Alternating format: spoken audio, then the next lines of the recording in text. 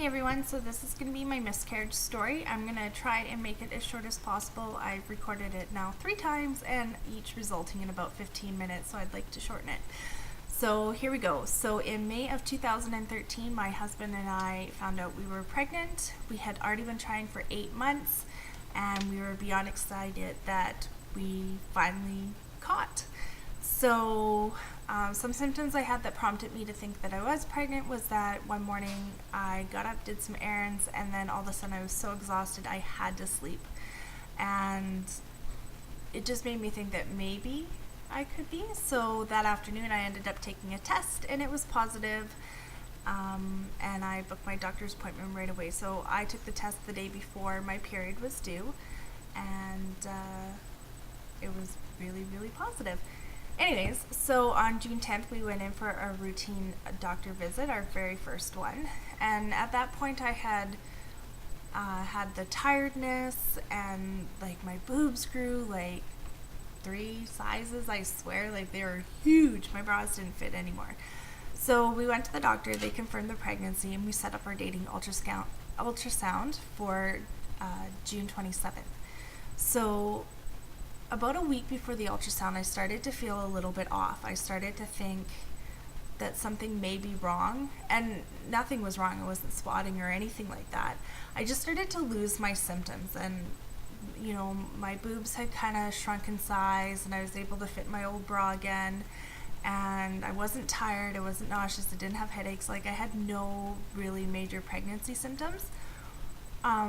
So I talked with a few people about it, and I said, I think something's up, I don't feel right, I'm really nervous about my ultrasound, and everybody's general consensus was, you're going to be a first-time mom, everybody's nervous about their first ultrasound. Until you see the baby and the heartbeat, you're just going to be on edge. And for me, it was something more than that. Like, I knew in my gut something wasn't right, and trying to convey that to somebody was really, really difficult. So I kind of kept it to myself. So we showed up on the 27th for ultrasound, and I went into the room, and she asked me when my last period was, and I told her, and she started doing the scan and said, are you sure that's the last day of your period? And I said, yeah, I'm 100% sure. We had been trying to have a baby for 8 months. You get pretty on top of your cycles. And she's like, oh, okay. And she said, well, why don't you go to the bathroom, go pee, and we'll do an internal scan, because sometimes the baby's still too small and you can't see anything. And I was almost like 9 weeks, so I knew what the baby should look like on the screen.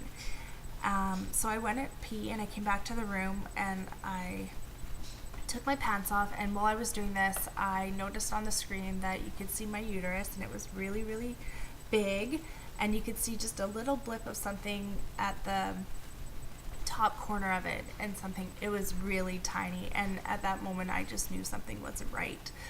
So she did the scan and said, okay, I'm all done, you need to go wait in the waiting room, I'll be with you in a few minutes. So I went and waited in the waiting room with my husband, who was completely confused about what was going on. He was supposed to come in the room, and she never invited him in, and he's asking me, well, what's happening? And I know what has happened, and I'm trying not to say anything. I don't want to cry in front of everybody. It was a really horrible experience, like worst experience ever. So finally, like 15 minutes later, she comes back and she says, your results have been sent off to your doctor, he'll phone you later and talk to you about them. And I made it out to the parking lot, and I just lost my shit and bawled my eyes out, and I was hysterical. And so I went home, and I hadn't heard from my doctor for about an hour or so, so I phoned them, and they said, well, my results have come in, and he would like to see me on the Tuesday and to discuss it. And then another flag went up because I had an appointment on the Thursday, so now he wanted to see me 2 days earlier. Something was wrong. So the whole weekend I spent pretty much like laying in bed, stressing out, researching whatever it could be. I'm from Canada, so it was the Canadian long weekend, so the doctor's office was closed Friday, Saturday, Sunday, Monday, so I had to wait till Tuesday, which was excruciating. But anyways, so Tuesday morning we showed up at the doctor's, and he said that there was no heartbeat at the ultrasound. It looked, the baby had measured about 6 weeks, So at that point I was almost 10 weeks along, and so the baby had passed away for 4 weeks. I'd already been dead for 4 weeks, which was really, really intense to take in. But they did confirm that there was a baby in there, that it wasn't a blighted ovum, which a blighted ovum is where everything but the baby forms. It's kind of like a ghost pregnancy, to say. So I was happy that that wasn't the case, because that can mean a whole bunch of other things could have been wrong. So he said I had a miscarriage. So I had no bleeding. I had nothing wrong other than the fact I lost some of my symptoms.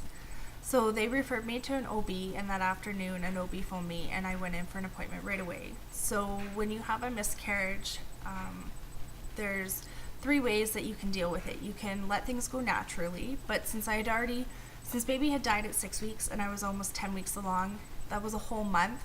The chances of me miscarrying naturally were really low, that it may have taken me another 2 months to miscarry, or month, or a couple of weeks. There was no way of really telling. A risk with that is that you can hemorrhage, and sometimes not everything comes out and you have to go in for surgery anyways. The second procedure, they do vaginal suppositories, which induce a miscarriage. Again, with that, depending on how things were going, it can, again, cause hemorrhaging and not fun, and you still have to go for surgery. So I just opted for the surgery. So I did a D&C. I signed all my papers that afternoon and showed up the next day at the hospital to do the procedure. Pretty much the worst day of my life. From the moment I put a gown on in the hospital, knowing that I shouldn't be wearing this yet, I shouldn't be at the hospital for this is wrong, it's not right. It was horrible. And then they make you sign a bunch of forms, and there's so many questions on there, like, are you pregnant? How far along are you? You know, all this stuff, and it's, how do you answer? And I'm sitting there bawling. So I go down and I get the procedure done. It was really, really great. My doctor is amazing. The anesthesiologist was amazing. Everybody in the room was great. The nurses were great. It was just perfect. But when I woke up from surgery in the recovery room, I didn't just wake up all groggy. I woke up like wide awake, and I started screaming and crying. I wanted my husband. I didn't want to be there. This is wrong. It got to the point where you're supposed to wait in recovery anywhere from half an hour to an hour after surgery so they can monitor you. And they had immediately phoned up to the surgical floor and said, we need to get her out of here. She's hysterical. She needs to see her friend or her husband, but she can't be down here, because I was just losing my shit. Anyways, so I went upstairs, had another meltdown when I got off the gurney, because the pad they had slipped underneath me fell out, and you could see blood. And it's just the whole fact of, I'm pregnant, this isn't right, and trying to comprehend that, no, I'm not pregnant, and this is how it's gonna be. And it was just a horrible day. So I went home, I rested, I had mild cramping, wasn't too bad. The next day I ended up back in the hospital just because the pain was really bad, and they only prescribe you or tell you to take naproxen and Tylenol, I believe, together to subsidize the pain, which doesn't work. So I ended up back in the hospital to get something a little bit stronger for the cramping, and then they also gave me something to calm my anxiety, because not only is it physically painful, but it's emotionally painful. And you know, you just sucked my baby out of me, and you expect me to go home and be okay with it? Like, it didn't make sense. So the doctor I got was really good, and I ended up getting something to help me relax and sleep so that I could just not be as stressed. So that was pretty much it. My doctor that did my surgery said that whenever I wanted to start trying again was great. Most doctors recommend you waiting at least 6 months post D&C before you start trying. The reason being is because it builds up your lining and gives you a better base to support a pregnancy when a pregnancy occurs. But there is no huge issue if you get pregnant right away after miscarrying and having a D&C. There are many pregnancies that go full term, and that was the case how they started out. I actually have a friend who that happened to her. So my doctor said whenever we wanted to start trying, I could try, and we pretty much started in August after I had got a period. And since then, we have not gotten pregnant again, and something just offset my body, so I wasn't ovulating, but I'll get more into that in another video. I would love to say that this is my first miscarriage. It's not. I've had 3 prior. The 3 that I've had prior were chemical pregnancies, so pretty much where sperm makes egg, everything multiplies, and it goes to implant, and it doesn't fully implant, but it does enough that you pee positive on a pregnancy test. So that's happened to me, and most people only catch it because you're testing early.